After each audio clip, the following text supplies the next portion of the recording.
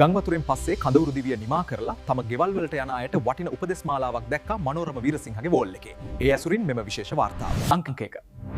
ගෙදර දොර ඇරලා ඇතුළට යන්න කලින් බිත්ති ආදියේ පිපුරුම් බිඳී යාම් වහලේ අස්වාභාවිකතා තියේද කියලා නිවස වටේ ගිහින් බලන්න. අංක 2. නිවස ඇතුළට ගිහින් හෙන ගහනවා වගේ ලයිට් දාන්න එපා. කෝකටත් මේන් ස්විච් ට්‍රිප් ඔෆ් කරලා එහෙම නිවස පුරා ඇවිදලා පරීක්ෂා කරන්න. තෙත වේලෙනකන් විදුලිය සැපයුම් පරීක්ෂා කරන්න එපා. මොකද කාර්මිකයෙක් නැතුව බාස් කෙනෙක් වයරින් කරපු ගයක් නම් චිටිපිටි ගාලා කොහෙන් හරි ආවි. අංක 3. නිවසේ බඩු බාහිර ආදිය තියේද වටිනා දේවල් තිබුණා නම් ඒවා තියේද කියලා බලන්න. කෝකටත් ඇතුළු වීමේ සිට ෆෝන් එකෙන් වීඩියෝ කරගත්තා නම් පැමිණිල්ලකට උනත් ප්‍රයෝජනවත් වේවි. අංක 4. නිවසේ බඩු ඇදලා අස් කරන්න කලින් බූට් සහ ග්ලව්ස් දාගන්න. වතුරට ආපු සර්පයෝ ගෝනුස්ස වගේ සත්තු ඉන්න පුළුවන්. අංක 5. නිවස ඉන්ෂුරන්ස් කරපු එකක් නම් සියලුම දේ ඡායාරූපගත කරන්න. වීඩියෝ කරන්න. අංක 6.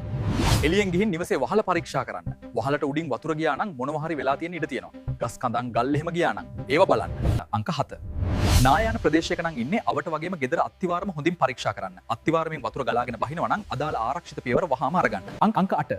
නිවස හොඳින් සෝදන්න. බිත්ති එක්කම සෝදන්න. විෂ බීජ හරණය කරන්න. ඊට අදාළ හොඳ රසායනික ද්‍රව්‍ය පාවිච්චි කරන්න. නිකන් ක්ලෝරින් කුඩු ටිකක් ගහලා දැන් හරි කියලා ඉන්න එපා. අංක 9. සියලුම ලී බඩු මෙට්ට සිට සියල්ල දින කිහිපයක් දැඩි අවු රශ්මියට නිරාවරණය කරන්න. අංක 10. ඔබ මේ දැන් දැනුවත් වූ තොරතුරු අනෙක් හැමෝටමත් ළඟාවීමට මේ දැම්ම මේ වීඩියෝව ෂෙයාර් කරන්න. ඉක්මනින් නැවත හමුවන තුරු හැමෝම පරිස්සමට ඉමු. විපතටපත් සැවම ඉක්මනින් ගොඩ නැගෙමු. ඒට අපි උදව් කරමු.